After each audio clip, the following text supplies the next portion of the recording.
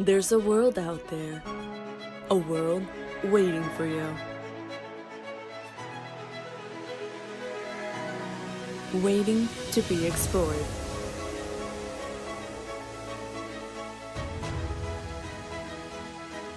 Waiting for you to leave your mark. Question is, are you ready for takeoff? To see places you never imagined. We fly so you can touch the sky.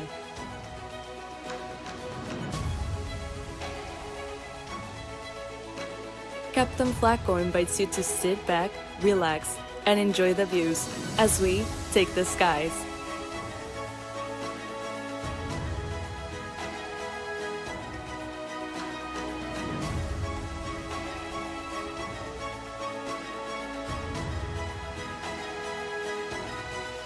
Welcome to That Flight Sim channel. As always, happy flying.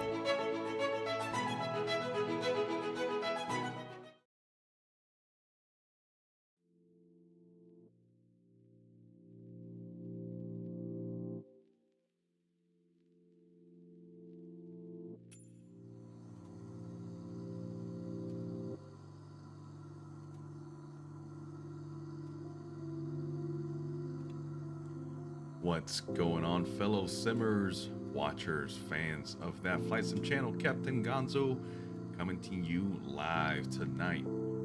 I know this one's a bit of an odd one, a little bit late in the night, and of course it's been a while since we've seen the FlySimware 414, one of our favorites here in the Flight Sim channel. Guys, FlySimware really knocked it out of the park with this one. I remember this is one of the first twins that I got for Flight Sim 2020 a few months ago, actually almost a year ago now, and I was obsessed with this airplane, guys. Before the Duke came in and stole the show, I think the 414 was and still is one of the best aircraft for this simulator ever made. I'm a sucker for it. You guys know by now I always mention my time on the ramp as a line worker for one of these major companies, and I handled many C414s and 421s, and there's something about this plane that captivates me every single time I see one, and I love flying it. But I will admit, guys, it's been a minute since I've flown it. I've been doing a lot of airliner stuff.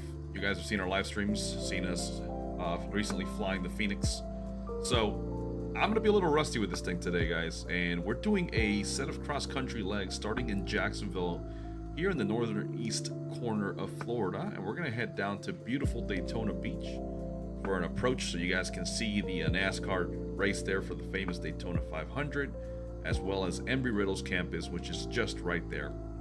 And then we're gonna finish off tonight's stream picking up some fuel at Daytona and then heading down to Orlando International, of course, our home airport here for Captain Flacco and myself. And we're just gonna taxi on in to Orlando, tie her down, put everything on as you're seeing right now, and put her to bed, and that'll be it. But guys, we are here in Jacksonville, of course, at Signature Flight Support, or Signature Aviation as it's called now. You guys know we have an affiliation with them. So let's go ahead and get on there. Hey, Corn Dog Champion. Yes, sir. Yes, the 414 is amazing. Ooh, I don't know if it's better than the Duke. You got me on that one, bud. We hold the Duke very close here. However, I understand why you would say that. I know there's a little bit more features here. Obviously, we don't get the cool, fancy tablet that Black Square gives us with the TBM now and the Duke, but the C414 is plenty of detailed. Let's just hop into the cockpit. Let me stop talking here. So here we are, guys. We've got the EFB loaded up, and one thing I love about their EFB is how you can check weather conditions. It'll even show you where the winds are coming from, relative winds. So right now, winds are out of the northeast at 3 knots, so generally speaking, winds are calm, so nothing too concerning. But anyways, let's go ahead and start cleaning up the aircraft now again, because like I said, guys, we are heading down to Daytona Beach. It's late in the, early in the morning, I should say, here in Florida. It's 1 a.m. So, all right, guys, let's go ahead and start cleaning it up. So tie downs, static wicks. Wow, can't talk tonight. Torpedo covers, let's keep the chocks on for now. Let's go ahead and start closing the doors. And yeah, guys, if you guys don't know, this aircraft does have the interactive pre-flight inspection. I'm not gonna go through it right now just for the sake of time, but it will take you around every single item. Make sure you check it out. Yeah, you know what the heck, let's go take a look.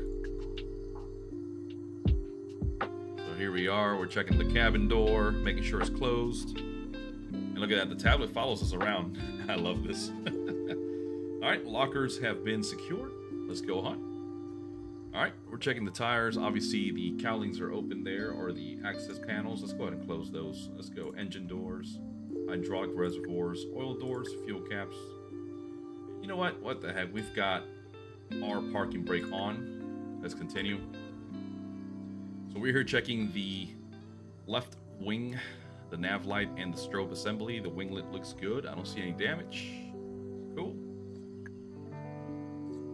This looks like the drain here. There's the landing light. There's the stall. A little stall, little flap thing. I forget what that called. Stall tab. Tires look good. We've got the GPU connected, of course. We're checking the fuel. Let's take a look. I love this, man. I love the interaction. See if I can close it. There we go. I used to fuel these planes, so this brings back memories. Let's drain the fuel, guys. Let's check it out. Yep, that looks like 100 low lead, or as it is colloquially known as avgas. That looks good. I don't see any water in there. Let's continue. Corn dog. I'm not gonna lie, man. Before the Duke was ever a thing, this is next level, man. So yeah, this is why we love the 414, man. Tires look good. All the access panels are nice and secured. Let's check the oil level, shall we? Yep, I'm gonna say we've got oil. But yeah, guys, if you guys want to take some time one day and run through the checklist yourself, it is very interactive. You can see I just enabled and disabled my inlet plugs there.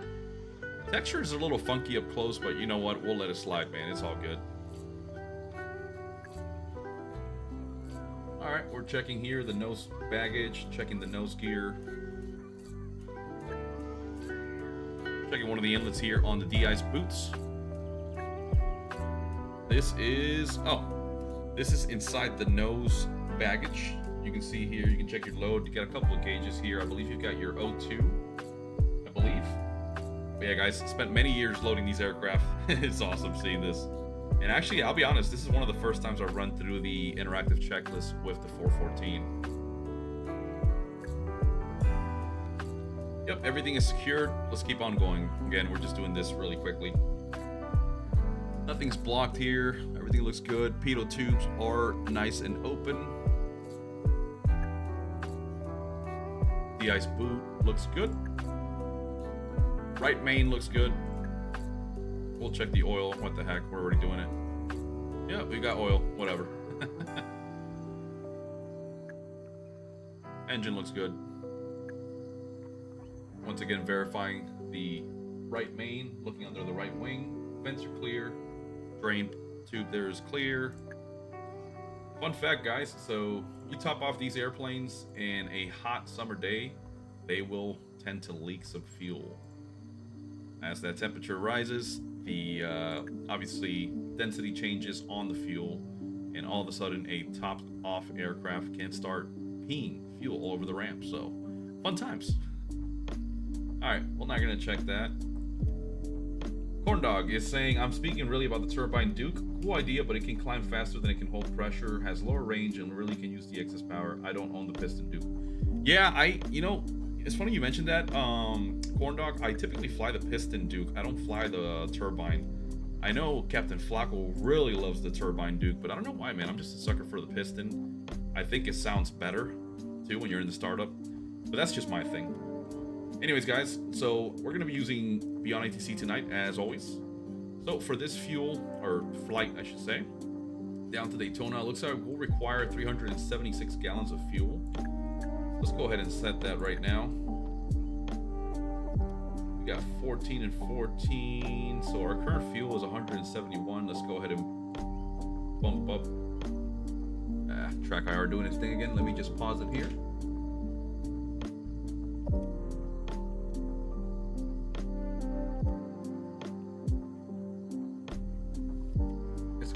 376. I'm gonna set about 400 pounds of fuel. There you go, a little extra, 441. So we've got 74 gallons total fuel. Passenger count's gonna be 7. Holy crap. All right, let's go ahead and load them up, guys. So we're gonna set, this is gonna be interesting. 7 passengers, okay. I think we can only do 1 at a time per station. So we're gonna fully load this bird. We're gonna do, let's see. 377 pounds of cargo. That seems a bit. We're gonna add some cargo out there on the wing lockers and on the right wing. So our CG is out of limit. Whoops. All right, guys, we're gonna have to get a little creative here. So, Corn Doc saying, "Don't get me wrong, I love the Duke. I actually didn't know that the aircraft existed until the real air version for FSX. Never seen one in real life." Yeah, man. So Dukes are very, very rare. They're older aircraft. I've only got to see one in my whole time. I spent over 8 years working the ramp for general aviation. I've only seen one, and I've got photos of it for that reason, because I knew of it. I just never got to see one, and it's impressive, man. Those aircraft are just, I don't know, they're hot rods. I love them. All right, guys, let's reduce the payload here a little bit. There we go. Looks like we're in limits. Center of gravity is 20.4. I'd say that's a good payload there. That's close enough. We've got 445 gallons. All right, so let's go ahead and start setting up the aircraft, shall we, for startup. So let's go ahead and remove the yoke lock, rotor lock. We'll keep the GPU on, and let's tuck away this EFB now. See if I can get it to tuck away. I forgot how to do it. Maybe if I open the door. No, it won't let me now. There we go. Like I said, guys, I'm a little bit rusty. Let's open these little windows, portholes, what you call it. Get some air in here. All right, let's hide the yoke so we can confirm the parking brake is set. Let's go ahead and start our battery, or batteries. There we go, got the alternators on. Let's get our avionics on because we need to contact ATIS. ATIS is on 125.85, 125.85. Altimeter 29907, landing and departing runways 2632. Advise on initial contact, you have information, Lima. Jacksonville Airport information, Lima. 1306 Zulu. Wind 235 at 3. Visibility 10. Few clouds at 3000. Ceiling 25,000 broken. Temperature 26. 2.23. Altimeter 29907. Landing and departing runways 2632. Advise on initial contact, you have information, Lima. All right, so we've got information, Lima. I'm gonna go ahead and contact Jacksonville clearance. Yeah, Corn Dog, so I've said it before, believe it or not, that's actually pretty realistic. Sometimes you've got airports that will do that. The controllers will not record their voices themselves, and you'll hear an automated message just like that. So it sounds funny, but I can guarantee you it is real. My time flying as a private pilot, I've heard it many times, man. Don't know the reason why they use the automated one. I can only assume it's because of just simplicity and time, but cannot get data from SimBrief. Uh-oh. Interesting. Let me see if I've got SimBrief with this thing. I don't think I've ever gotten it. Setup. SimBrief. Yeah. I have it in there. I don't know why it's not picking up the flight plan. All right, looks like we're gonna have to do it manual. So we are doing Jacksonville. Looks like we're expecting runway 08. That's not right because they said 32 and 22 or something like that. I am completely wrong. Looks like we're going straight to Craig, the VOR Craig, and then via Ormond Beach down to Daytona. So CRG Victor 51 Ormond. So we'll set Craig, and then we'll do Victor 51.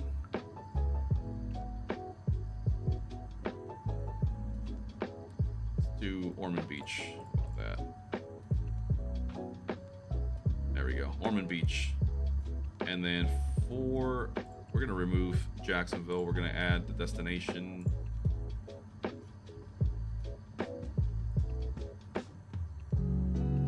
And all arrival airport, copy that. Then we're going to do Daytona. There we go. So it's having us take Victor 51, but I think I'm just going to do a straight through. So let's go to Craig. Load airway. Here we go. Victor 51. And I believe the flight plan had us going to Bundy, Astor.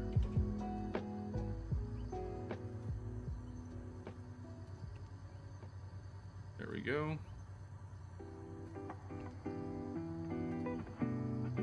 Yeah, we'll keep it like that. It's right on track. Anyways. Again, kind of an impromptu setup here. I don't know why SimBrief is not loading. But that looks right. Alright guys, I think I'm pretty much set. Again, not 100% accurate, but we'll do what we've got. We'll set up the secondary display here to traffic. Let's give clearance a call. Jacksonville clearance, good morning. This is November 427, Romeo Charlie with Lima requesting IFR clearance to Daytona.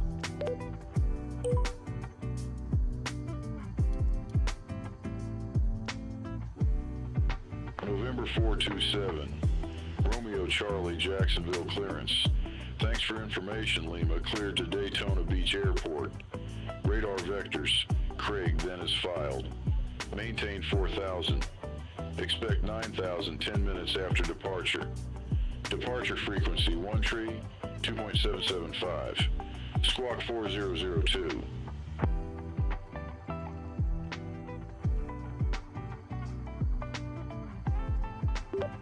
Alright, 427 Romeo Charlie is cleared to Daytona Beach Airport. Radar vectors to Craig, then is filed. Maintain 4,000, expect 900,000.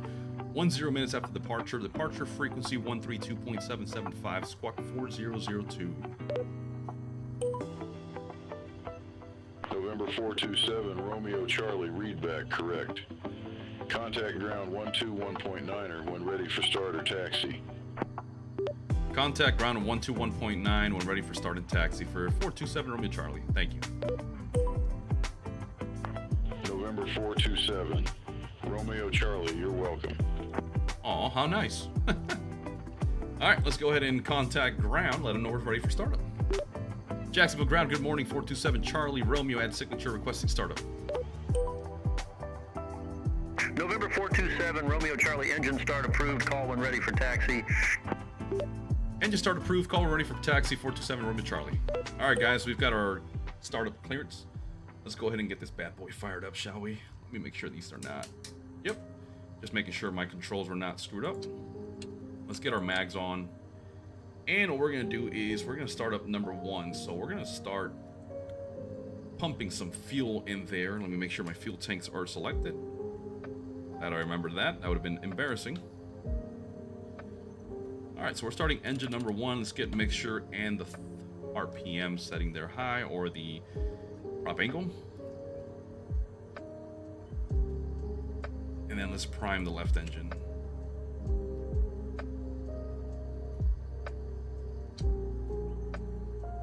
Alright, let's fire up number 1. Clear prop.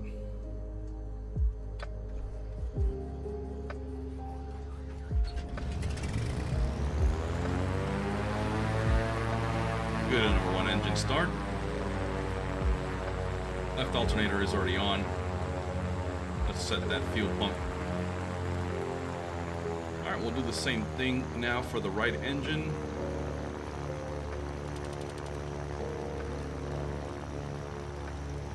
Let's prime her a little bit there. And clear prop.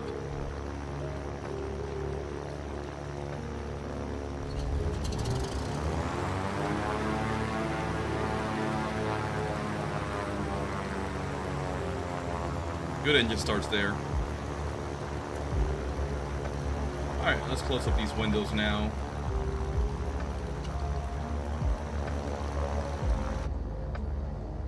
There we go. So so that the sound's not overbearing. All right, guys, so we've got good engines. Let's go ahead and remove that GPU.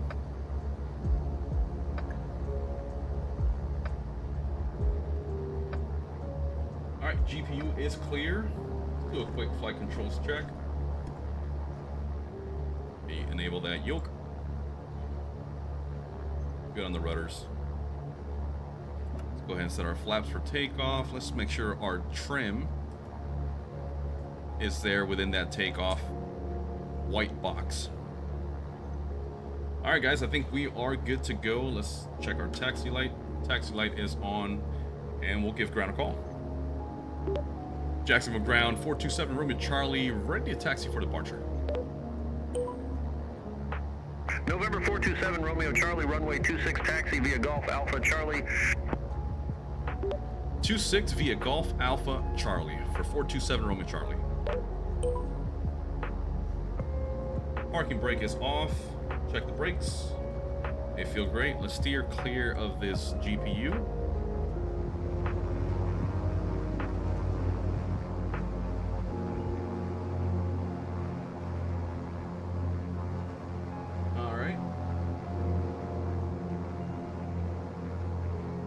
I believe this is Golf right here.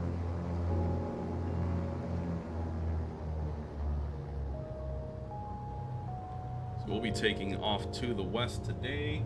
Nobody's coming on the left.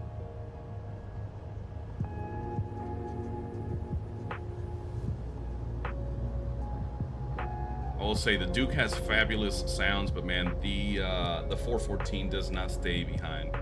Sounds amazing.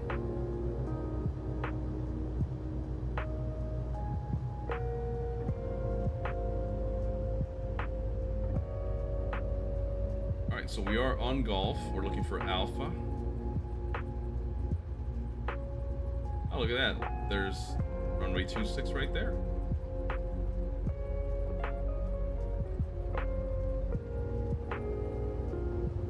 Let me actually pull up my charts here. I've got ForeFlight on my phone. Really helps when I'm simming as well. Let's look up KJAX.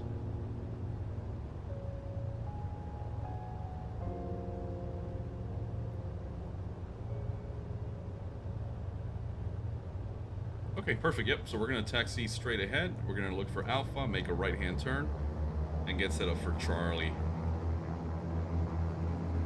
Let's lean that mixture just a bit as we taxi out.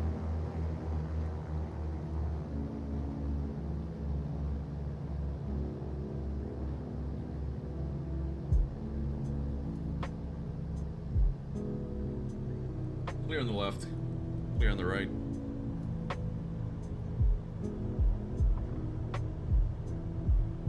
Yeah, guys, I'm not gonna lie. I've missed flying this airplane. Again, this is my first love in Flight Simulator 2020.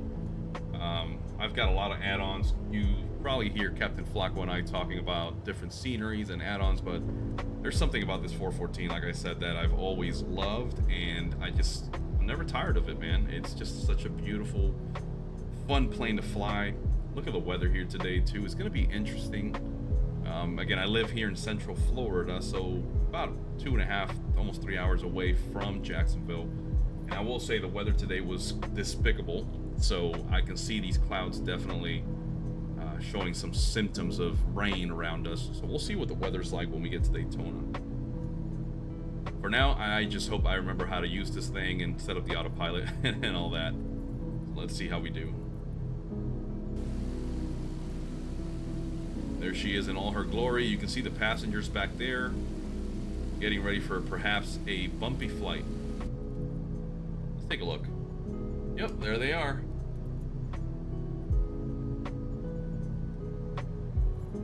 And of course, we're doing the Southwest taxi, doing 30 miles an hour.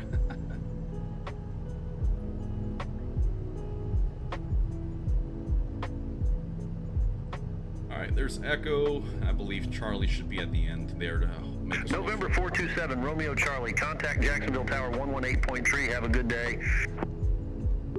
Switching to Tower 118.3 for 427 Romeo Charlie. See ya.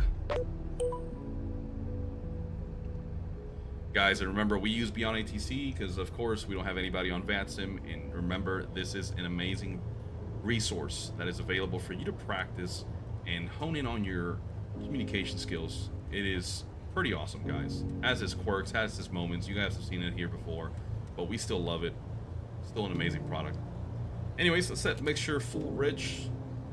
I'm not going to do a run-up check just for the sake of time. I want to get up in the air. All right, we're going to hold short here, and we got cleared to 4,000.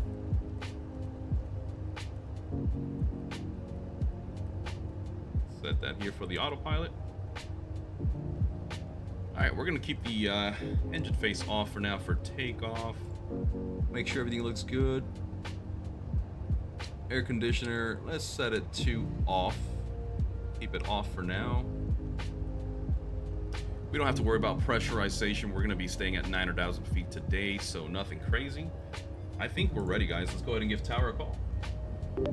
Jacksonville Tower, good morning. 427 Roman Charlie, holding short 26, ready for departure. November 427 Romeo Charlie, Jacksonville Tower, wind calm, fly heading 260, runway 26, cleared for takeoff. Fly heading 260 for runway 26, cleared for takeoff, 427 Romeo Charlie. All right, so let me set that heading bug over to 260. There's west 27. There's about 26. Let's go ahead and take the runway. Let's get our landing light on. Strobes on.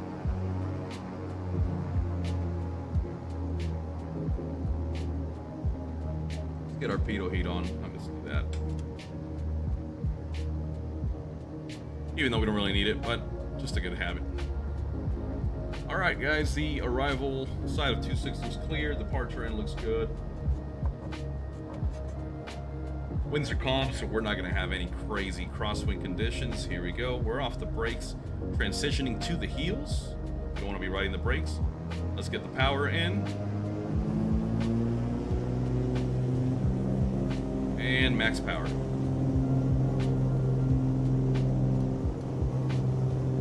Airspeed's alive.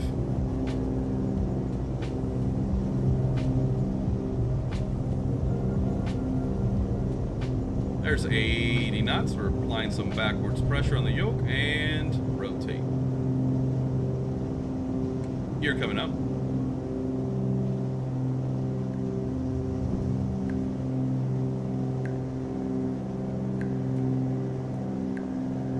And we're trimming the aircraft to maintain a good climb out, 4,000 feet.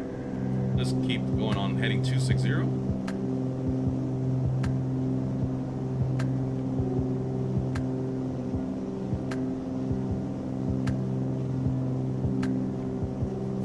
Flaps coming up. We're still hand flying this thing, guys.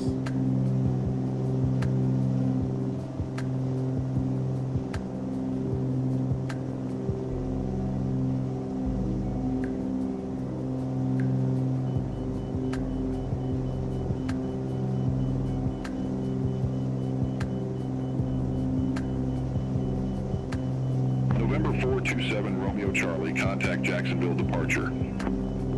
Switching to departure for 427 Romeo Charlie. Thanks for the help. See you.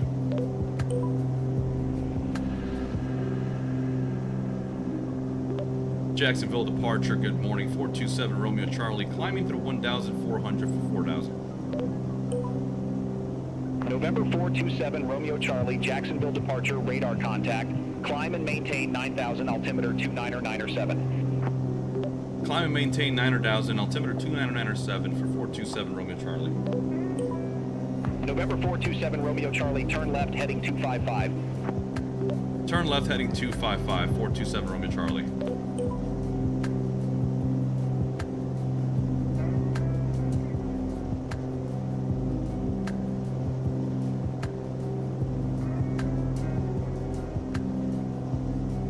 Easy does it, guys. She flies great, man. Not having too many corrections or nothing right now. Our passengers seem like they're chilling for now. Let's get a little bit of right aileron trim here. There we go. I don't know if that's something on my end that I always have to do with this airplane, but she seems to bank left a little bit more easily. It might be my controls. Loving the clouds here, man. This is great weather.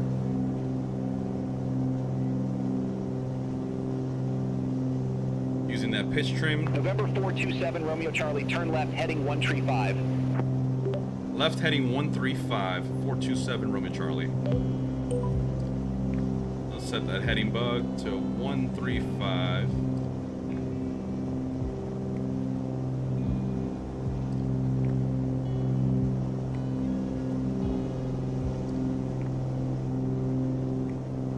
There's 4,000. We'll keep going up to 9,000.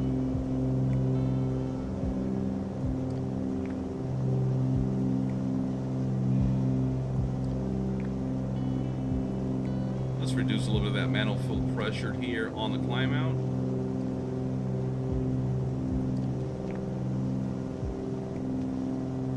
Oh, overshot that turn there a little bit.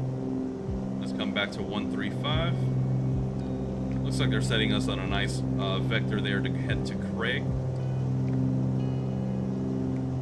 Funny too, I was just over at Craig the other day on Saturday. We were visiting some friends up there, and I got to get myself to fly up there next time instead of just driving the 2.5, almost 3 hours. Traffic sucks here in Florida, guys. I'm sure you guys know that already. And again, guys, we're still hand flying this beautiful bird. Traffic scope looks clean. Terrain, not too much to worry about here in Florida. Like I always say, guys, we don't have any mountains, nothing cool like that, so pretty boring.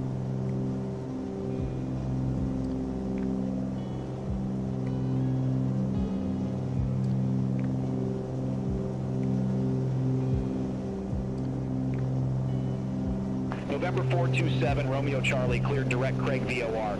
Resume on navigation. Clear direct Craig, VOR, then resume on navigation. November 427 Romeo Charlie.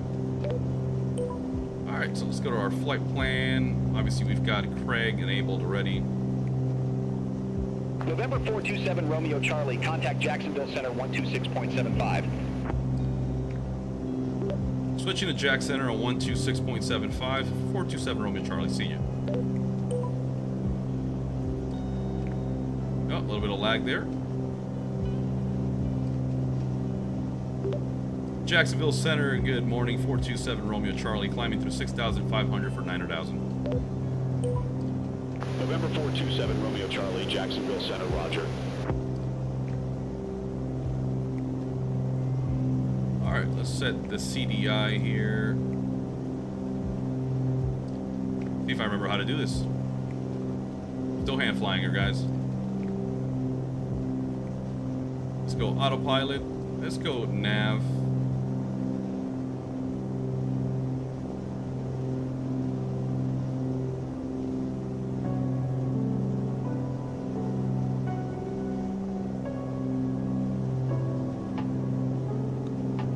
It's interesting.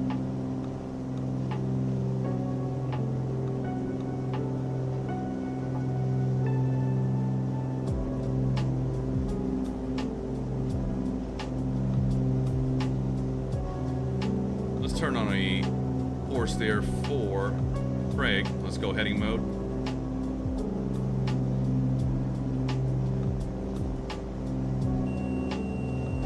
1,000 feet to go.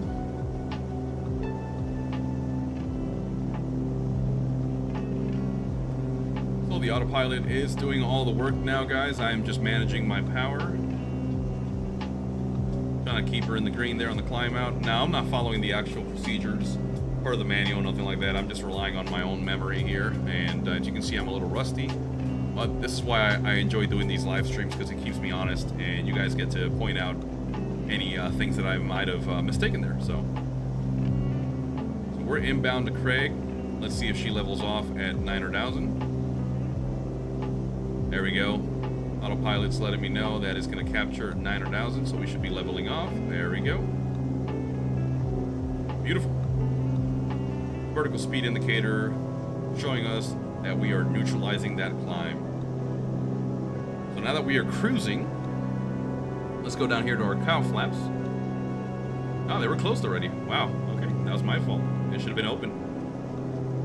So guys, for those of you that don't know, the cowl flaps are used particularly like during the takeoff and landing phases when that engine is working overtime and you've got some hotter temperatures. That's when you want to have those cowl flaps open. But when we're cruising, you want to retract those now that you've got some nice cooler air coming in through the engines, and you can reduce some of that drag. Let's reduce manifold pressure. Let's do 30 inches. Let's reduce that RPM just a bit too.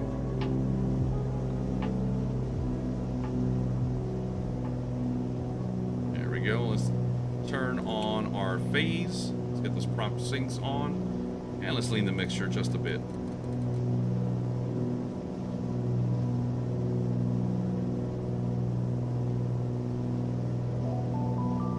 Everything looks good. Let's check our fuel flow. So right now we've got 21.9 gallons an hour here that we're burning, so let's keep leaning the mixture just a bit more. Let's shoot for 21 even.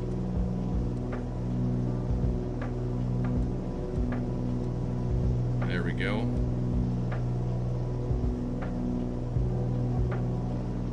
Cylinder head temperature is looking good in the green. Oil PSI is in the green. And our oil temperature is in the green. Everything is behaving as it should.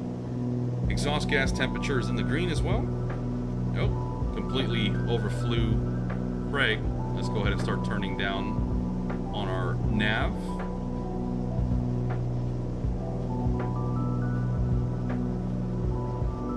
Let's go ahead and enable the next leg, which should be Bundy. Activate that leg. Yep.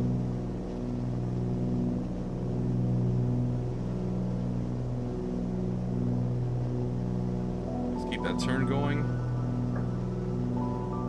Gotta get back on course.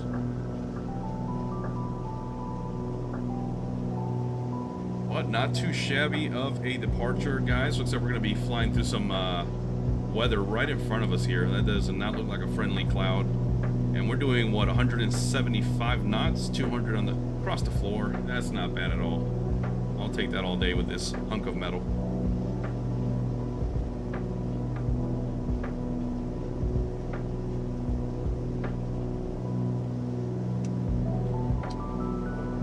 Get some AC blowing back there. Keep our passengers nice and happy. This guy's been looking back and to the left the whole time. I don't know what he's looking for. Here we go, going through some weather.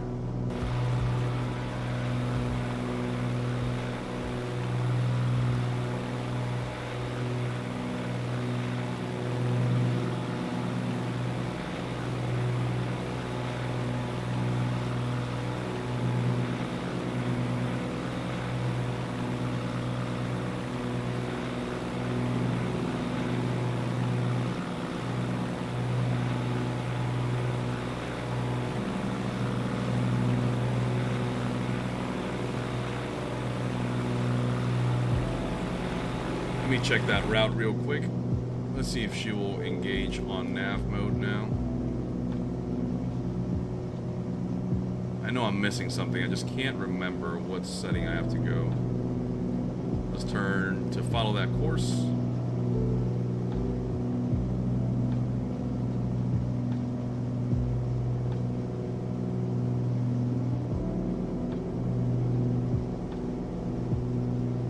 Oh, you know what, guys? I have not updated my GTN 750. I got an email from them maybe a few months ago now, and I never updated, so maybe that's what's happening. It's not letting me switch over to GPS mode.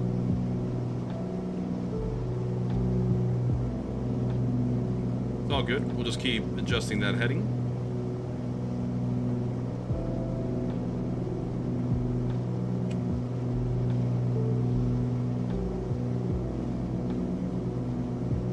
Everything is looking good so far.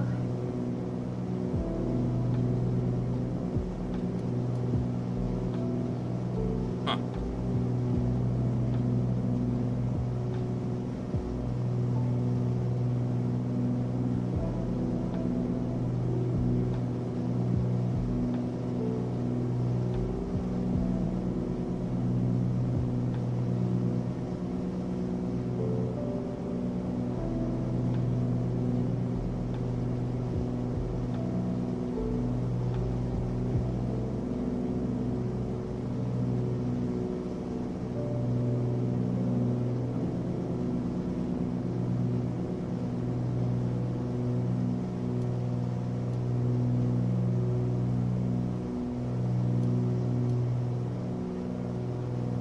Yeah, guys, I'm a little rusty. Can't remember how to get it to track that nav line, but again, we'll have to just do it ourselves.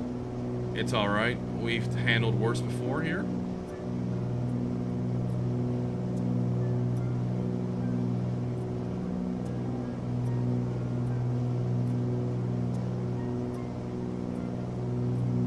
But anyways, guys, if you are just tuning into the stream, we are flying from Jacksonville on our first leg, heading down to Daytona Beach.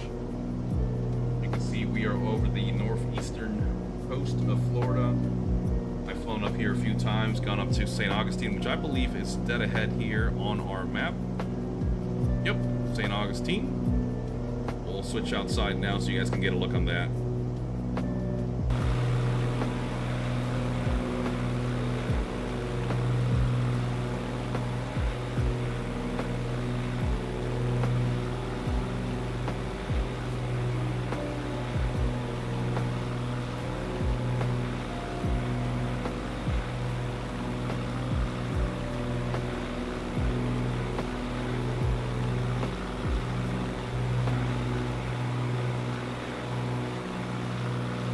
Looks like we've got a golf course or two down there. Fun fact, I used to have a client when I worked the ramp. He would fly up to St. Augustine from Central Florida. Contact Jacksonville Center 134.0. Switching to Jack Center 134.0, 427 Romeo Charlie.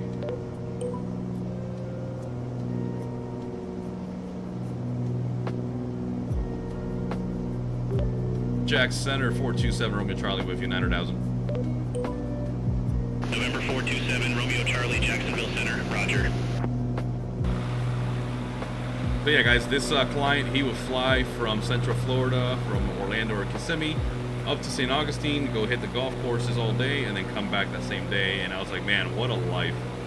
What an experience that must be, to fly yourself up to St. Augustine for a good round of golf, and then saying, let's head back home and call it a night. One can only dream, so that's why we sim. But there's the St. Augustine Airport. I believe it's called the Northeastern Beaches Airport. Romeo Charlie, Jacksonville Center, expect visual approach, runway 16. Expect the visual approach, runway 16 for 427 Romeo Charlie.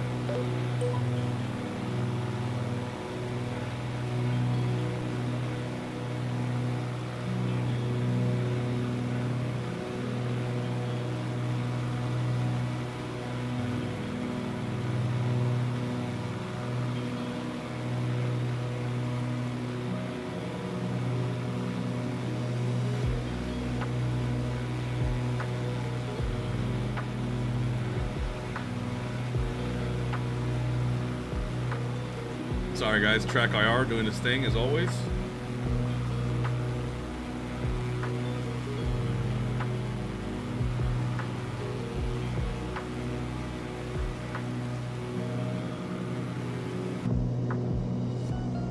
Let's check our route one more time, make sure that we're not deviating. Looks like we're a little bit off course.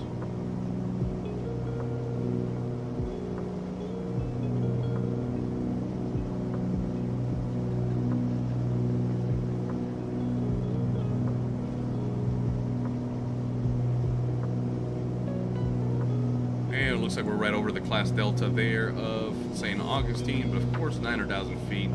And on IFR, we don't have to worry about talking to them anyways, but even if we were VFR at 900,000, we're way above their airspace, so nothing serious, as you've heard us say here before. Alright, while we're tracking down, let's take a look at our cabin here. Let's go track backwards. Oh man, this guy, he doesn't like flying. I don't know about you guys, but I don't get what his shirt is about. Ace, bliss, tranquil, good, nice, relax, Yibo. Okay? Woohoo. Alright, buddy, whatever.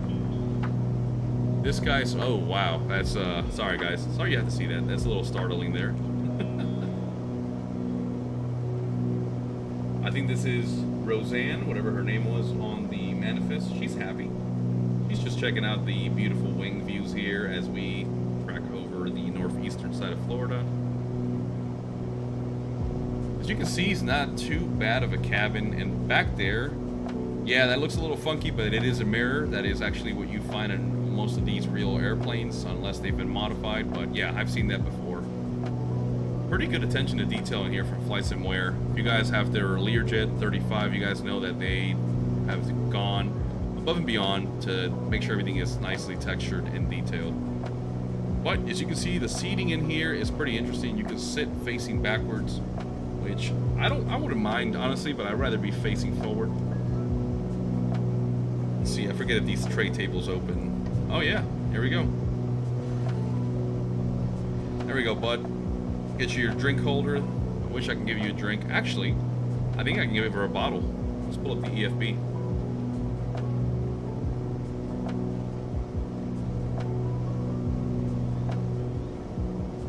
Let's go to the passenger settings here. Where is she? So that's Julie. Let's switch out Julie and let's put Cindy with a bottle. Yep, there she is back there. Let's go take a look. See how Cindy's doing. There she is. She is holding a Pepsi or some type of cold beverage. She is, I believe, in the lav seat. I believe there is a lavatory right underneath there, but it can convert to a regular seat. As you can see, we've got the galley back here, some storage. You can put some extra snacks, goodies, and it looks like we're transporting some very, very fragile stuff back here. But nice to see that everything is secured. Yeah, that's pretty cool, guys. You can change out the passenger settings as you are flying if you wanted to. Obviously, your weight and balance could be a little off, but she looks like she weighs only 90 pounds. So compared to Julie, who was 160 pounds, I can deal with that. Let's add some luggage back there. I believe the luggage might be back there.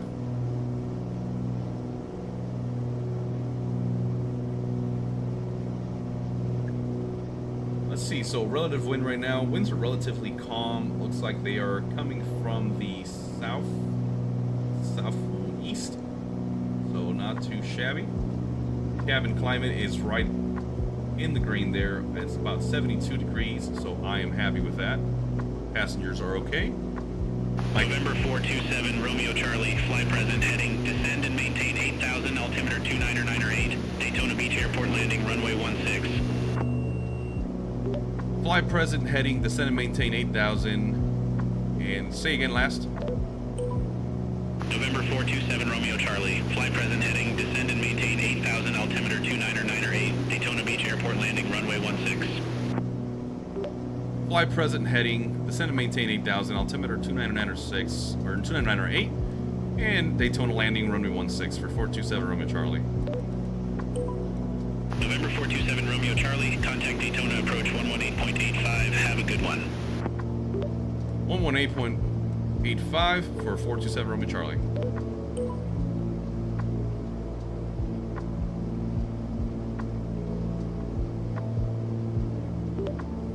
Daytona approach, good morning, 427 Romeo Charlie, descending from 9,000 to 8,000. November 427, Romeo Charlie, verify information Sierra. We'll just acknowledge that November instruction. 427 Romeo Charlie with the numbers. November 427, Romeo Charlie, Daytona approach, altimeter 29908, expect the RNAV runway 16 via Ormond Beach, VOR. Copy, altimeter 29908, expect the RNAV 16 via the Ormond Beach, VOR, 427 Romeo Charlie. Alright, let's go ahead and set that up. Procedure. We'll do approach, RNAV 16.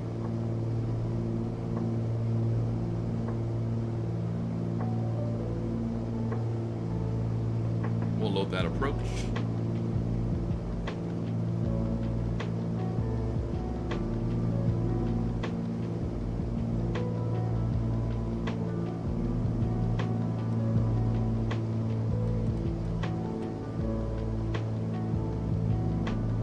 Reducing power there just a bit, guys, and as you can see, we've started our initial descent down to Daytona.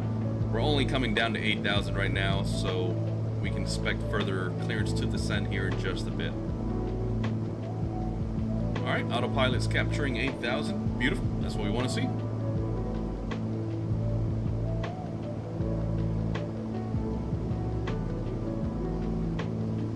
the outside air temperature right now, it's about what, 50-ish, 60 degrees, 55 degrees. So at this altitude, not too bad, keeping the cabin and passengers cool. I can live with that. My co-pilot's not doing much today. She's just hanging out for the ride. That's okay. I don't mind doing all the work.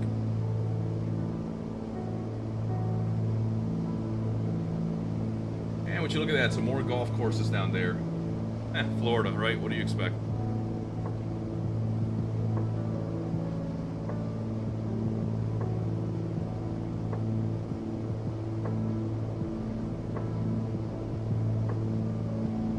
And again, guys, we're heading inbound right now to Ormond Beach, which was the transition that he cleared me to for the RNAV for 16.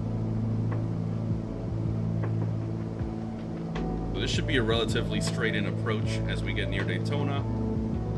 It'll be awesome. Let's see how we do. And while we're approaching, let's go ahead and take a look at Daytona's airport. November 427 Romeo Charlie, cleared direct Ormond Beach VOR, cross Ormond Beach VOR at or above 2016, cleared RNAV runway 16. Cleared direct Ormond Beach, cross Ormond at or above 2016, cleared RNAV 16. 427 Romeo Charlie.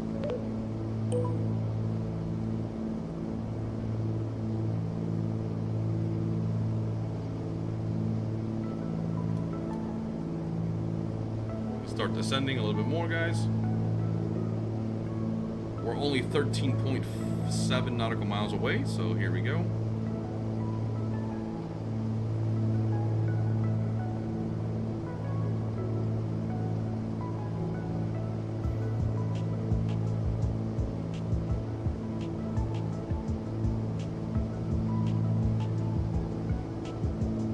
Alright guys, for the RNAV, looks like our initial approach fix is CEPTA, C-E-P-T-A, and we should be crossing there at or above 2000 on our way down to runway 16 at Daytona. In the event we have a missed approach, we will climb to 1700, direct Kessler, and hold. So I've got the RNAV pulled up here. Looks like a final approach course of 162 degrees. And this runway gives us just shy of 6,000 feet with a touchdown zone elevation of 33 feet.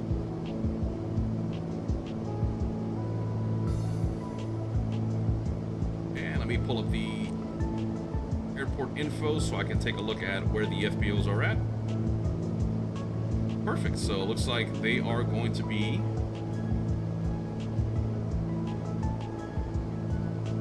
just to the right of 16, so we can probably backtrack or taxi backwards, not backwards, but taxi back towards the arrival end of 16, and then we should see the FBO there. So we're reducing our manifold and our RPMs here a little bit.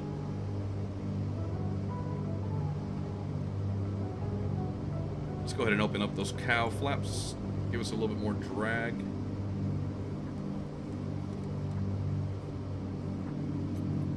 Let's expedite this descent just a bit more.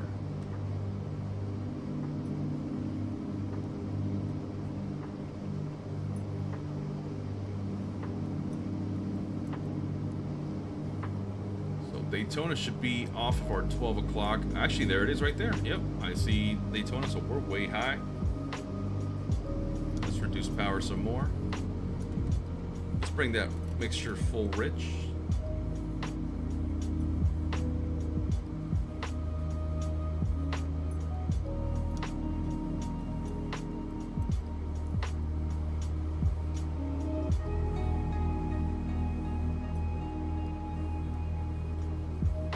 We got an airport just here, just off our 12 o'clock.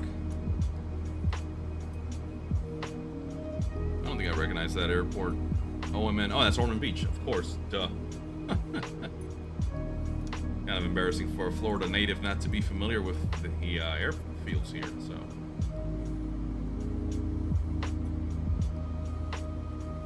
So yeah, I don't know if we're going to make it to cross at 2000, but we'll try.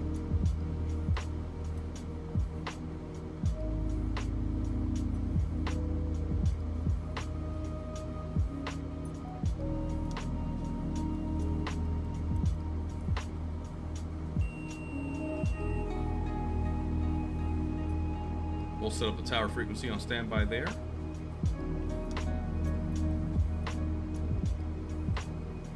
Looks like we are going to make it after all, guys. Let's reduce that descent rate.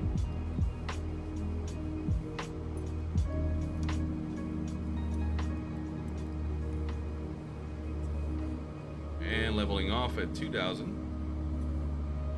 This should help us slow down. I got runway 16 there, so I'm going to go ahead and activate approach mode.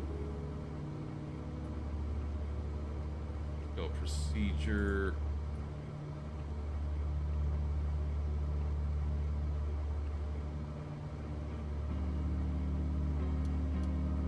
Huh.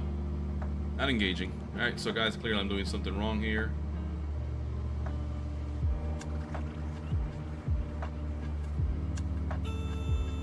There's the gear horn. Yeah, I know.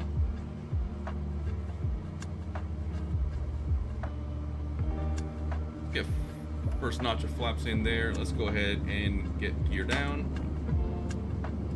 Got the runway in sight. Autopilot is coming off. Flight director, yaw damper off.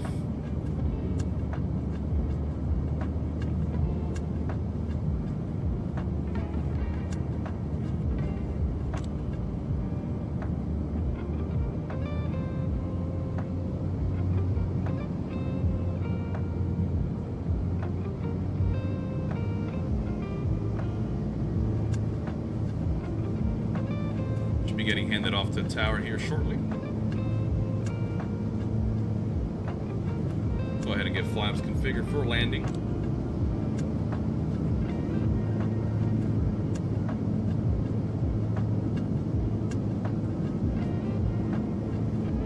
Easy does it, guys.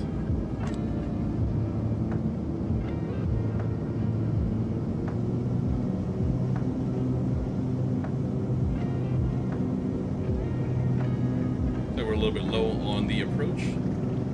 You can see there just off of our nose, you can see the famous Daytona Speedway. We'll be seeing it in just a few seconds here. This pitch trim gets a little sensitive, huh?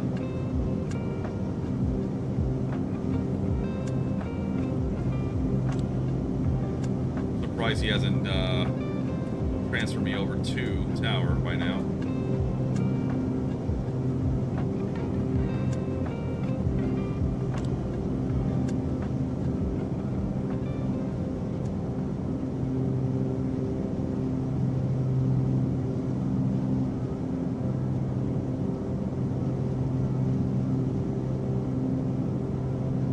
There we go, too white, too red, we ain't dead. Or as Flacco likes to say, too red, too white, we aye.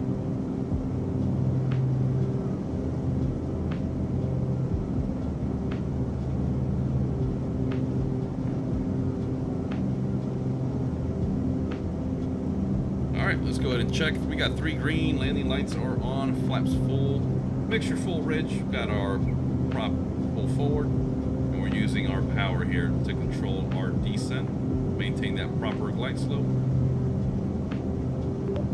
And Daytona approach, 427 Roman Charlie, are we clear to land on 6? November 427 Romeo Charlie, I didn't get that. Okay, disregard that, let's go ahead and tower. Daytona Beach, tower, 427 Romeo Charlie, short final, 16.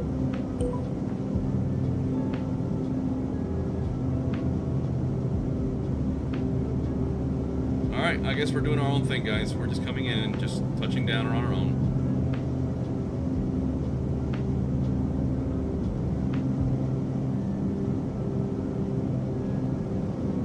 Look at that speedway. It's impressive in person, guys. Trust me, it's huge.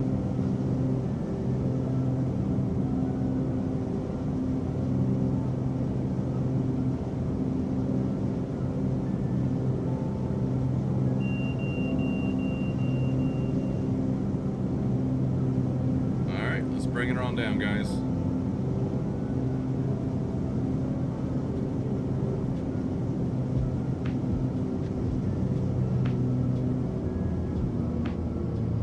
Pulling back that power. There we go. We're going to hold her off and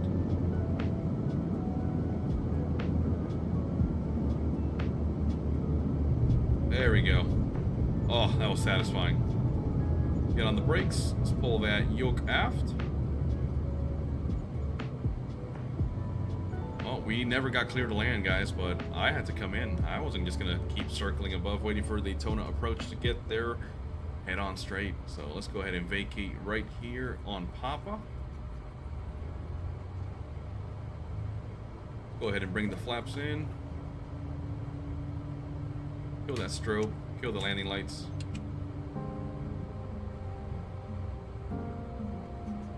I see the FBO over there. Let's cross 2-5 right here. Landing lights, strobe lights back on. Visibility.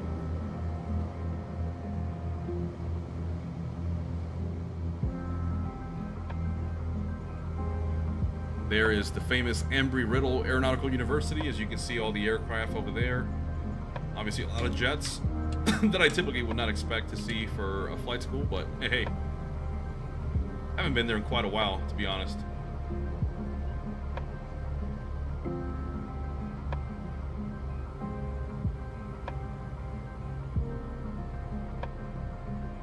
Alright guys, here we are. Let's go ahead and taxi into this ramp.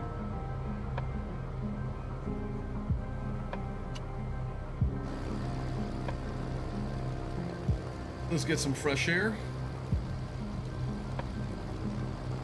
What we're going to do is we're going to drop off these passengers here.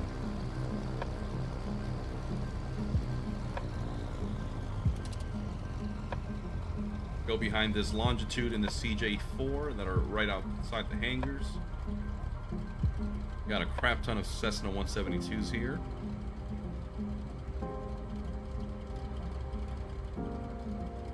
What we'll do is we'll turn around here.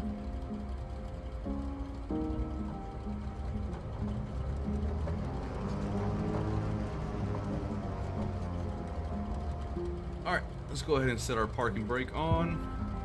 Let's turn off our lights. Torpedo heat, don't need that anymore. Let's kill the mixture. Let's get our magnetos off. Turn off our alternators. Let's set our transponder to standby. Let's go ahead and call it GPU.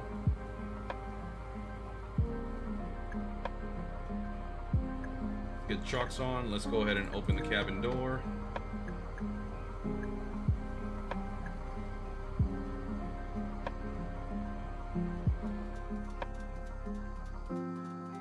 Here we are, guys. We made it to Daytona.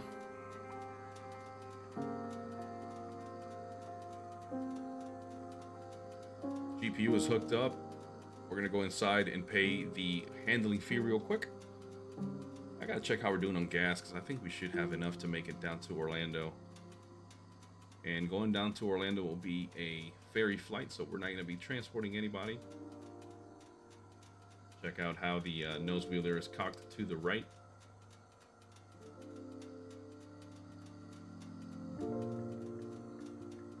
We're gonna do a quick post-flight / pre-flight inspection here. Make sure nothing is out of order. Everything is looking great. Hey buddy, you're fine, man. We made it. You can get off the plane now. There's the luggage there on the left wing locker. Let's take a look on the right wing over here.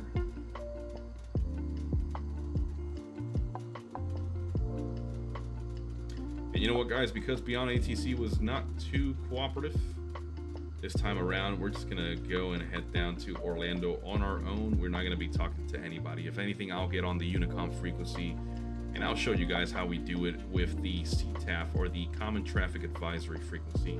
So that happens in controlled airports or uncontrolled airports, but particularly controlled airports where a tower is only open certain hours of the day. What pilots will do is they'll tune into that published CTAF, again, Common Traffic Advisory frequency, and you will report everything you're doing around that airfield so that anybody who is operating in and out of the airfield will know exactly where you're at, what your intentions are, and you guys kind of establish your own air traffic control. It's pretty cool. It gets a little hectic. You got to remember to make your calls, especially when there's people in the traffic pattern. But there's a reason it's there, guys. It's because you don't want to have people flying in and out and not talking to each other. So that's what the FAA does. And pretty much, I believe it's a global thing. I don't know about European airports, but I'm assuming it's the similar way. There's got to be a Unicom frequency.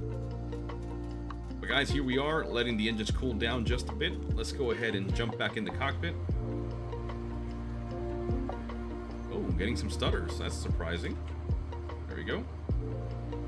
All right, let's kick some passengers off the plane, shall we?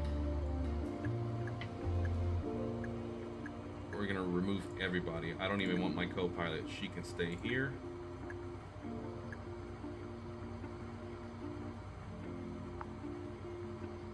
Okay.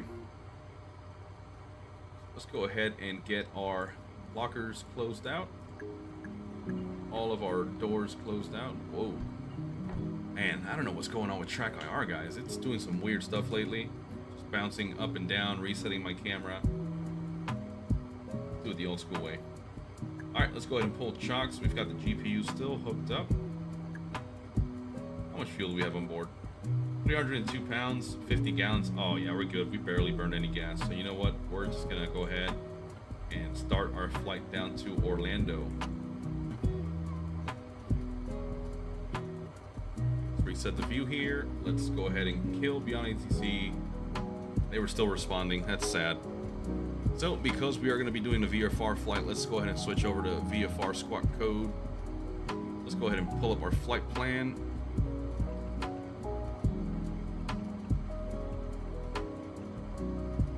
Menu, and let's delete. Set origin, we're gonna go KDAB or Daytona Beach. Set destination, KMCO.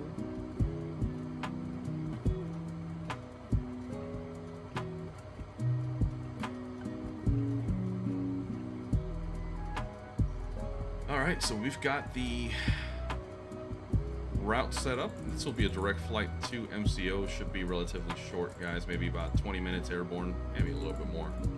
We'll see. All right, anyways, let's go ahead and get this bird ready to go.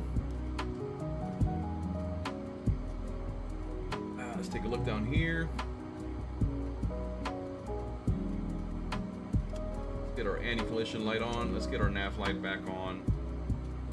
Get our magnetos back on. We hide the yoke so it's out of the way. Oh, I forgot to turn off my AC. There we go. Let's turn off the prop sync as well.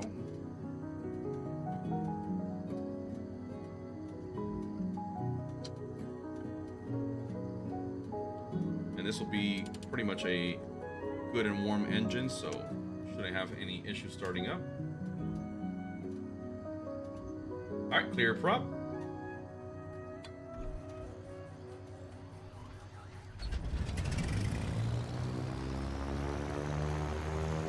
Good on engine one. Let's get our left alternator on.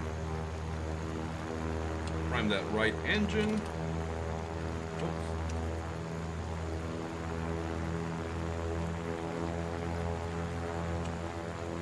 Clear prop.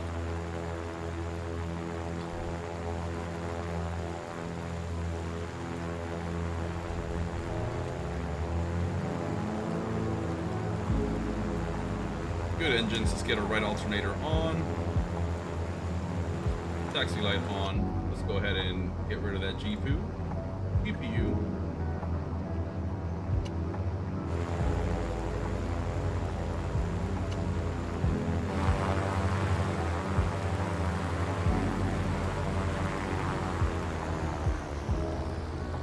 Alright guys, and what we're going to do is we're going to switch over to a Unicom frequency that we've all probably seen before.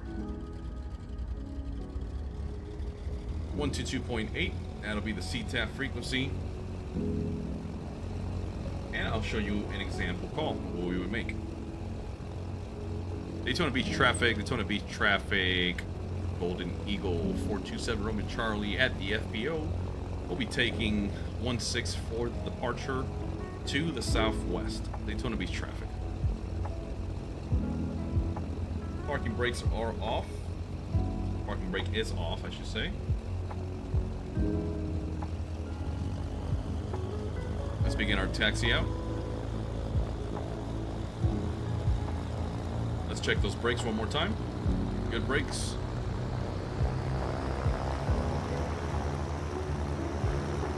But there we go, guys. We've got a clean bird. Nobody but myself.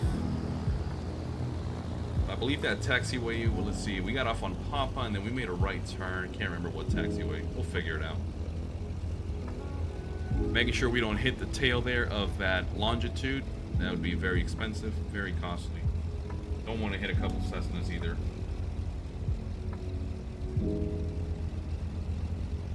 Alright, so it looks like we're going to make a left onto Whiskey here to go back down to runway 16. Daytona Beach traffic. 427 Romeo Charlie is taking Whiskey out of the FBO. Taxiing to runway 16 for the departure to the southwest. Daytona Beach traffic.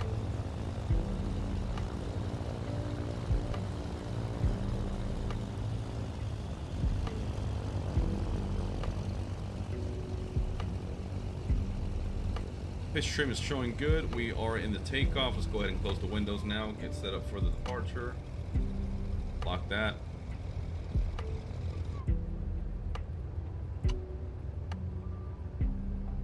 The scenery is definitely consuming some resources. Let's go ahead and squawk on for now, and once we're ready for departure, we'll set it to altitude reporting. And you know what? On our way to Orlando, we can probably climb and maintain 4,000 since we are headed southwest.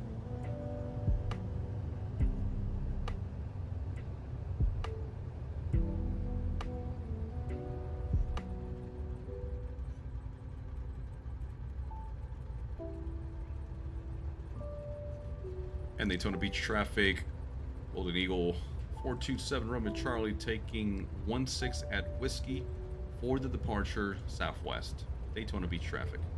Let's get our landing lights on, strobe lights on, torpedo heat coming on.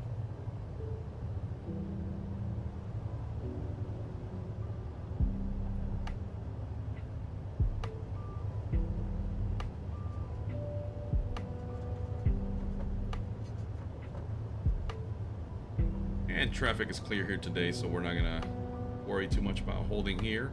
Ideally, you don't want to do this, obviously, in real world.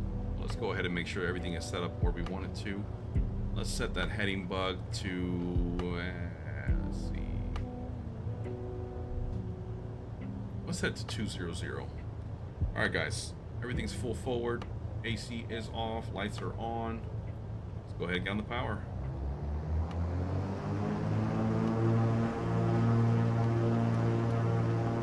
Everything's stable, coming off the brakes, full power. Airspeed's alive, there's 40.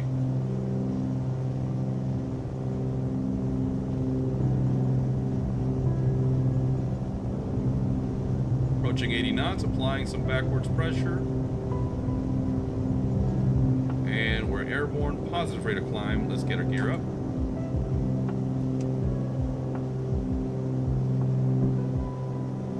Daytona Beach traffic, Golden Eagle 427 Romeo Charlie on the upwind, southwest departure out of runway 16, Daytona Beach traffic.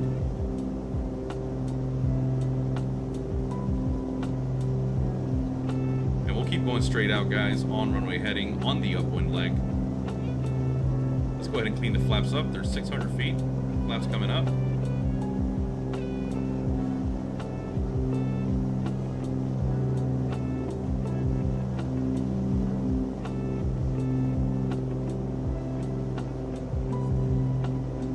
Daytona Beach traffic, Golden Eagle 427 Romeo Charlie is turning southwest. Daytona Beach traffic. I should have said on the departure of 16 there. And let's keep it going. Let's go a little bit more on that southwest heading. Let's go 24.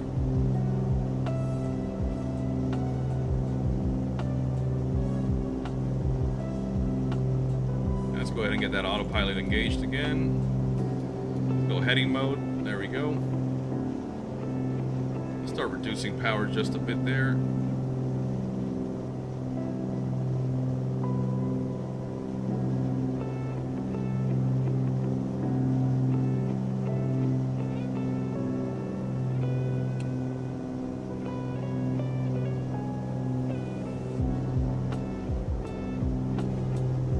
and then we'll do what's called as a last call, just letting people know that we are departing the area.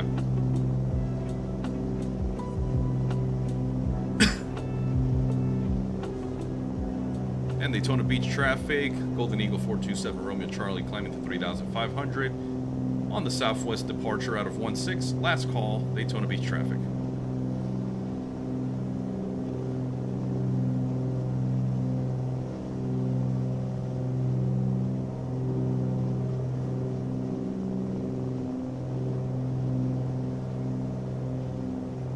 And again, guys, we're just using the heading mode here to track that magenta line to Orlando.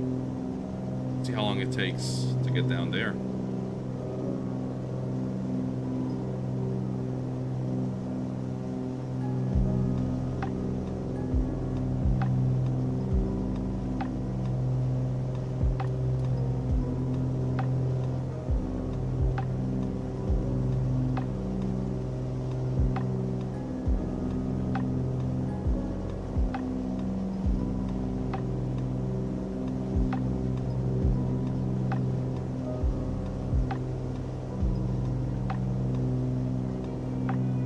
And again, just reducing our manifold pressure there just a bit.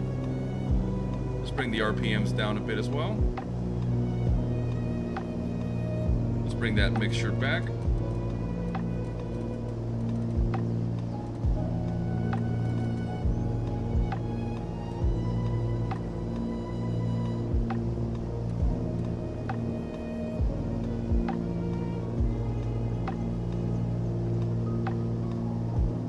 I'd say that's a good, comfortable cruise there. Let's go ahead and close those cow flaps again. I think I just hit my rudder trim by accident. Yep. Center it up a little bit there.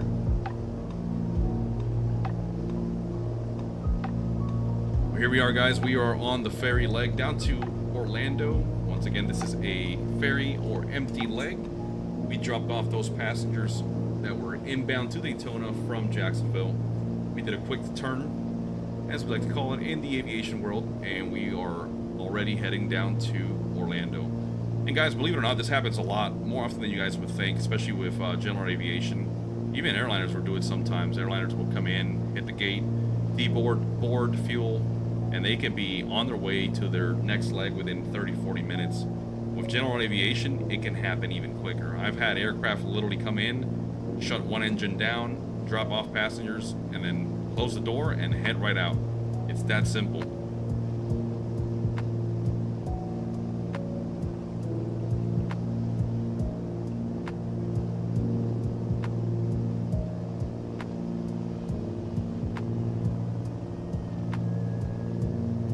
So I think right now we are somewhere between 15 and 25 nautical miles away from Orlando.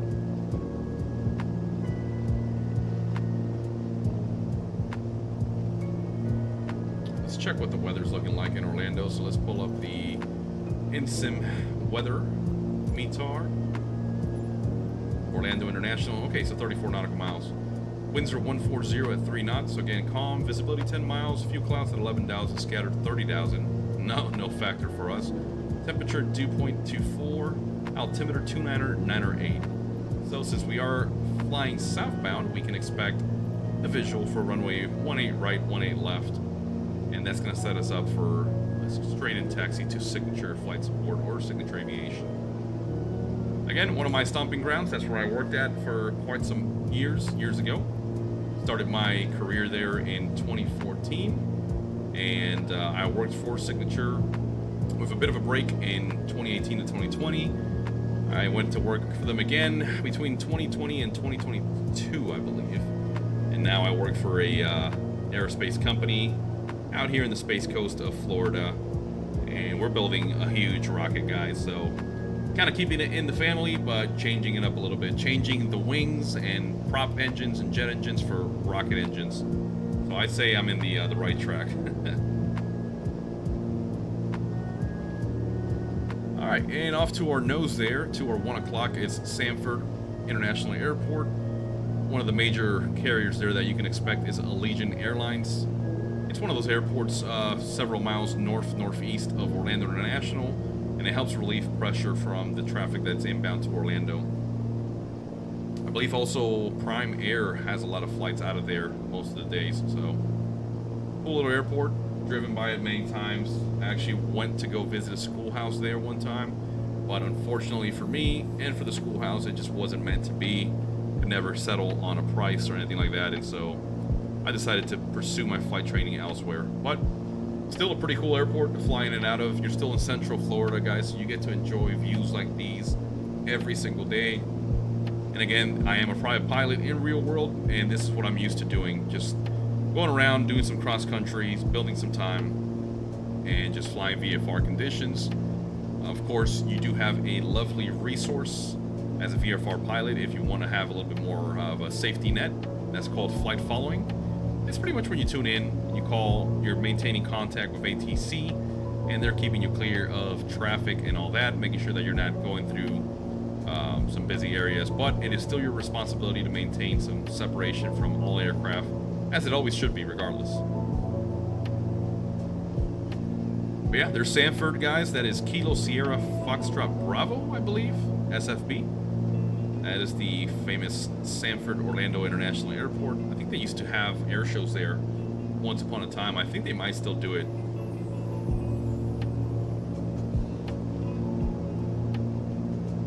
But guys, I enjoy flying airliners in Flight Sim. I love going through all the procedures and whatnot, but there's nothing like firing up an old bird like this, like an old Golden Eagle 414 or a 421, anything like that. Or sorry, I keep calling it the Golden Eagle, and this is a Chancellor. Good Lord. That's embarrassing. But same family, kind of same thing. The 414 became the 421. They look pretty much identical from the exterior. Some might have the winglets, some might not. I know there was a engine change there at some point. I believe the 421 has a different set of engines. But all in all, it's the same family of aircraft. But yeah, look at this, guys. I'm a sucker for steam gauges. A little bit of modern stuff there with the GTN 750, but this is common. You can see this nowadays, and of course you can see people flying with their iPads and their forms of their electronic flight bags, so it's not too rare to see people flying these old dinosaurs, believe me.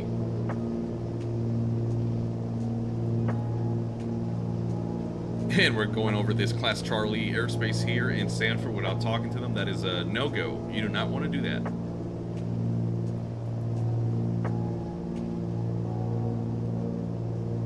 But yeah, guys, once again, just geeking out with the level of detail that FlySimware provides you. If you've never picked up yourself a copy of the FlySimware C414 Chancellor, guys, just do it. I promise you, this is one of their best products to date. I think it is still one of the highest rated aircraft for Flight Sim 2020, and it is very interactive. It comes with built-in failures, and you can accelerate if you want to, just for a little bit more of a challenge, but it's got every system you can imagine in here. So if you haven't checked it out, guys, get yourself a copy of it. It's available everywhere. I believe the Sim Marketplace has got it. You can go to Just Flight, any of these big companies that redistribute manufacturers or developers' products, and get yourself a copy of the 414 Chancellor. Highly recommended. Can't go wrong with it, and you heard it here from myself. You'll probably hear Captain Flacco say it as well. It is one of our absolute favorites.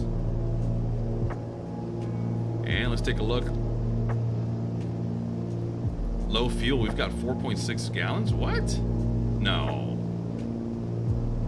I'm showing at least 20 gallons on each side.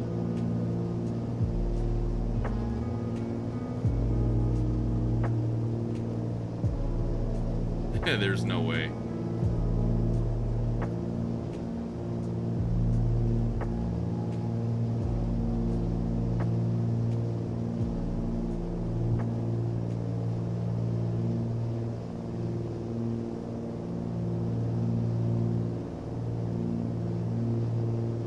Yeah, that's not right.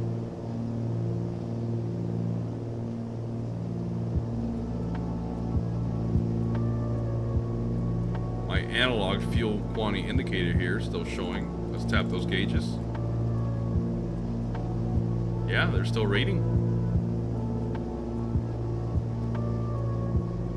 And there we go, ladies and gentlemen. There's Orlando International dead ahead. So let's go ahead and start turning right to set us up for a nice base into MCO. So we'll go heading westbound of 270.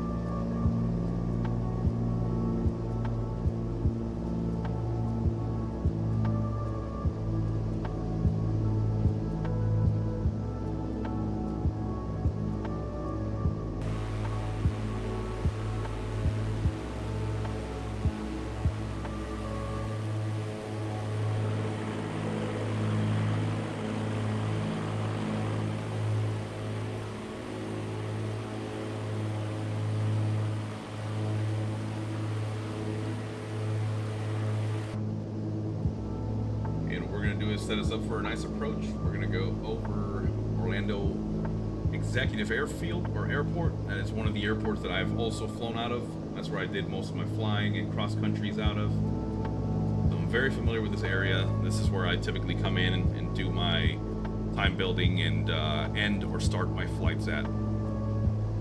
Anyways, let's go ahead and start descending down to, I don't know, let's go 2,000.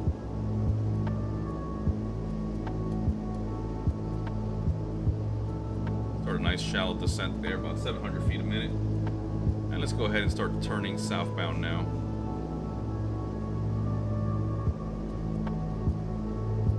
Let's go ahead and open up those cowl flaps again.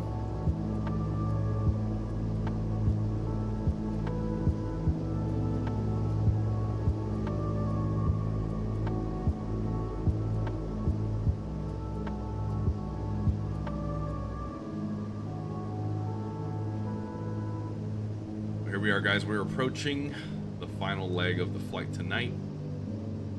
And keep in mind, you can see Orlando Executive is dead ahead there on the approach corridor inbound to Orlando's 18 right, 18 left.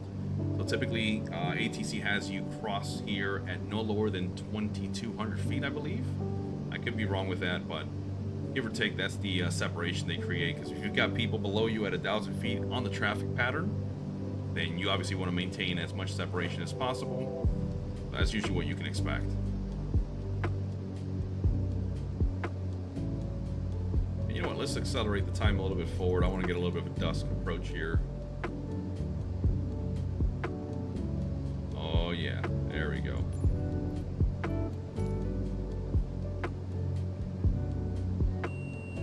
Alright, autopilot's coming off. Flight director, yaw damper off. A little bit high on the approach, no big deal. Get that mixture full rich.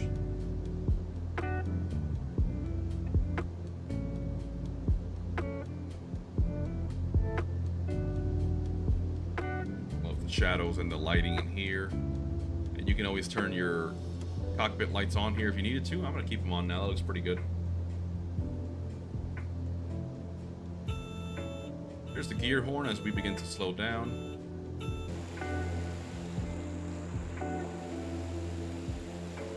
And again, there's Orlando Executive right underneath us. One of my home airfields here.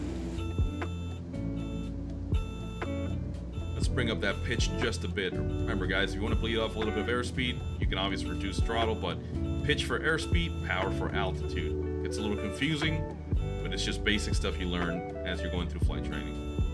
Let's bring back the power, and let's start bleeding off that airspeed. Using that pitch trim. All right, let's get gear down. Get that horn to shut up for a little bit. Let's get our first notch of flaps in here as we stabilize on our approach.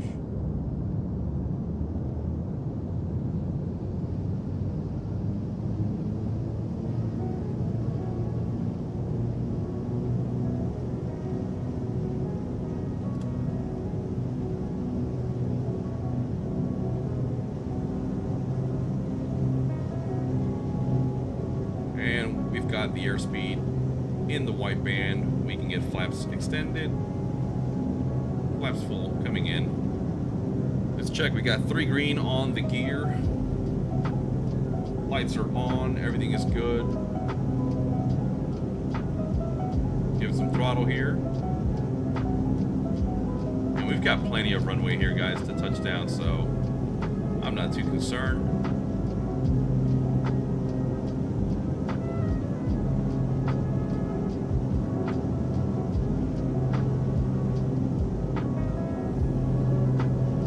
Look at those views, man. Never gets old.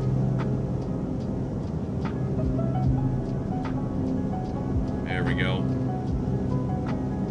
Let's try to maintain that 450 feet a minute descent rate, which is about on par for this aircraft and this approach speed.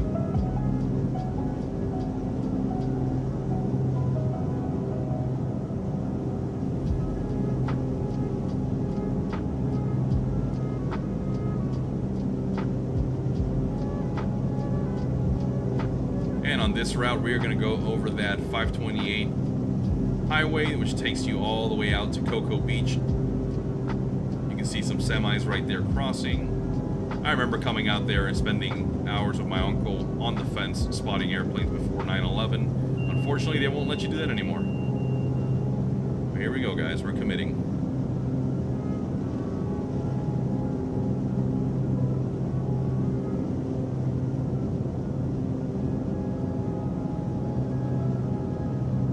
Bringing back that power. We're gonna let that airspeed bleed off.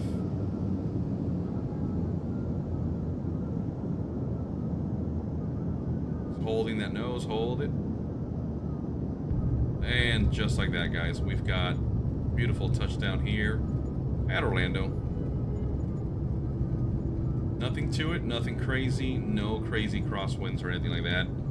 Made for a beautiful, nice, easy touchdown.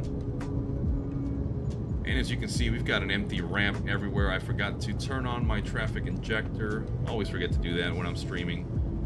But sometimes the traffic injector can be a little buggy and it can cause some frame rates to drop. So I try to stay away from it.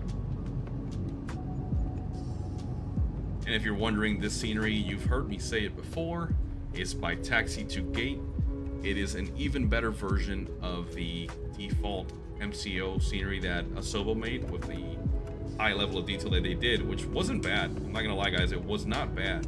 But Taxi to Gate just took on that scenery and just tweaked it even further. And guys, again, I worked here for many years on this side of the airfield, right here as you're seeing me taxi in. This is exactly what it looks like. There is nothing here that is, maybe there's a few things that are off, but this is the general idea of what the airfield looks like, and I love it, man, because this brings back a lot of memories. And let's go ahead and taxi southbound to Signature.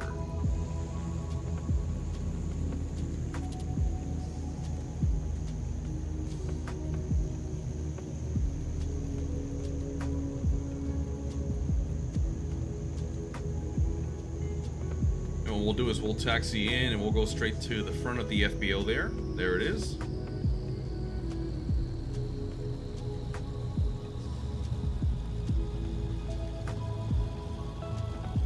So usually when I worked the ramp here, I would be hanging out right here outside of the taxiway in a golf cart, and I would start bringing in aircraft. So they would follow me as I rode it on the golf cart, and then we would start stacking them up here on this massive ramp that we have. But once you get a bunch of planes lined up here, you run out of ramp space really quick, to include a lot of airline charters and stuff like that that used to come here. We used to handle a lot of famous people, a lot of VIP flights, political flights, so you can imagine. A lot of vehicles on the ramp, guys. But here we are taxiing into Signature. Again, that's exactly how this looks right there. That's the Signature hangar. To the left over there is the Orlando Magic's hangar. That's where they go and park their vehicles and they fly out of. And what we're going to do is we're going to taxi in here right in front of the FBO, and we're going to park next to that pushback tug that I have no idea what they're doing here.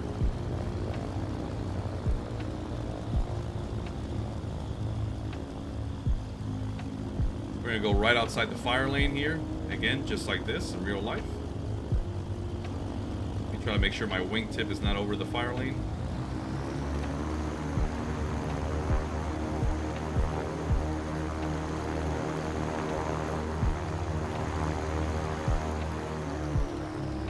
There we go. Let's get the chocks on.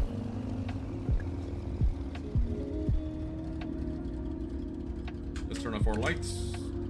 Don't need those anymore. Kill the mixture. Turn off our alternators. Set transponder to off. We don't need our avionics anymore. Let's go ahead and kill those. We'll let the aircraft cool down. Let's go ahead and open the cabin doors. Let's open up our luggage again just to expo it here as the aircraft sits. Pitot heat is off. AC is off. Let's turn off the engine phase. Don't need that anymore. All right. Set the static wicks. Let's take a look outside, guys, so you can see again the beautiful 414 Chancellor, not Golden Eagle. I almost had it. In all its beauty here. Listen to that ticking as the engines cool down. You can hear that.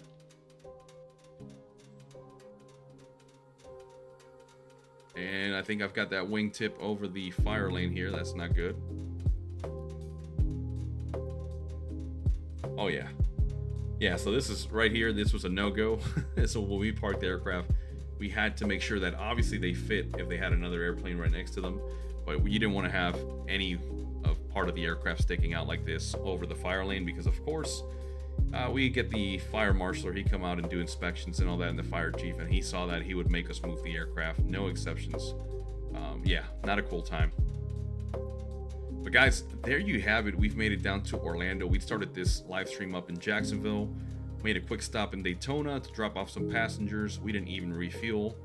We just sent it straight to Orlando, and as you can see with the 414, it was about an hour and a half, hour and 45 total. So I wish I could fly one of these in real world, man. This is one of those airplanes that I would love to own if I could. I know there's some quirks with these aircraft in real world. Again, I don't remember what model. I don't know if it was the 414 or the 421, but you had to be very careful with your throttle inputs. I heard of manifold cracking if you applied the power too quickly. Again, for those of you old school aviators, you might correct me on that, but I still think it is a phenomenal product that Cessna put out years ago. I think these are from the 1960s and 70s. And I could be even wrong. They could be even older than that. But there's a reason they're still sought out and bought by many pilots in the world. I used to see a lot of families traveling with these, privately owned. They come in for the weekend to go to Disney and all the fun stuff here in Orlando. And then they would just go back out, and with this aircraft, you can load it up. You can bring 6 people with you, get some fuel on board, and you've got some amazing range. So before we shut her down completely, let's go ahead and get our tie downs. Let's get our engine plugs installed, pitot covers on. We've got everything we want. Let's go ahead and kill the battery now. Actually, let's kill the magnetos. How about that? There we go. Magnetos are off. That should have been turned off a while ago. Let's kill the battery. Let's secure the windows here. EFB is good now. No need it anymore. And I'd say that is a... Oh, I forgot one thing. Gotta get my yoke lock and rudder lock installed. And it's probably a good idea if I close all the doors too. I'm over here skipping steps, guys. Oh god. There we go.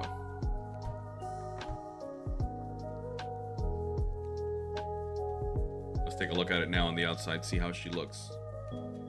There we go. Now that's what I want to see. And if you're wondering where that rudder lock is at, I'll show you. Because I used to walk around these airplanes all day. And as we went around undoing all the tie downs, you'd want to make sure you point out to the pilot right here. There's your rudder gust lock right there. So before taxi and flight, you want to make sure that it is unlocked. Of course, as you can imagine, having a rudder locked on before flight is not a good idea. So that's where the pre-flight really comes in handy. And there's a reason why we do it, guys. Even with a Cessna 172, not a whole lot of stuff going on it. Not a lot of moving parts really compared to the more complex aircraft, but you want to make sure that you inspect your airplane so that you don't start taxiing and you forgot a very crucial item. Pitot covers, of course, those are very important. You want to make sure those are removed. want to make sure any inlet covers are removed, static wicks, anything that could potentially become FOD. But there you have it, guys. There's the 414 in all her glory, shut down, tied down, cold and dark, ready for the next adventure, which we'll see when that happens. And as you can see, guys, tonight I was going back to our usual streaming method. Last night's streaming did not go so well. We lost my screen sharing for some reason, and we're still trying to figure that out, so we apologize for that. But in the meantime, we figured this solo streaming works. We've got good quality on the output, good audio, so I'll take that all day. But guys, here we are, Orlando International Airport at Signature Aviation. We've made it down to our destination for tonight. I want to thank you for tuning in and watching me here. Again, this is Captain Gonzo. Did a little solo flight. We'll be planning some more stuff coming up. We haven't been putting out too many videos lately, and I apologize for that. It's been hectic with work and family life. So as you can imagine, priorities, they come and they take a lot of our time. So maybe one day Captain Flacco and I can establish a full-time gig just flight simming. I know I would love it. But guys, this is Captain Gonzo with that Flight Sim channel, checking out once again. Thank you guys. Love you guys for the support. Appreciate everything you guys do for us and for giving us the attention and the time. But with that being said, guys, I will be cueing the outro. And as always, happy flying. See you on the next one.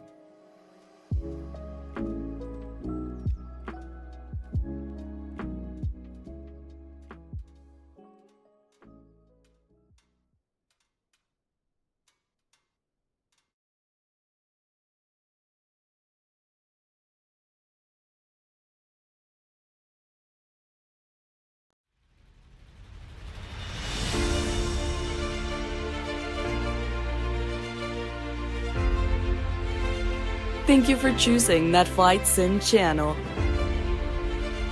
We invite you to our next stream as we take the skies once again. Until next time, and as always, happy flying.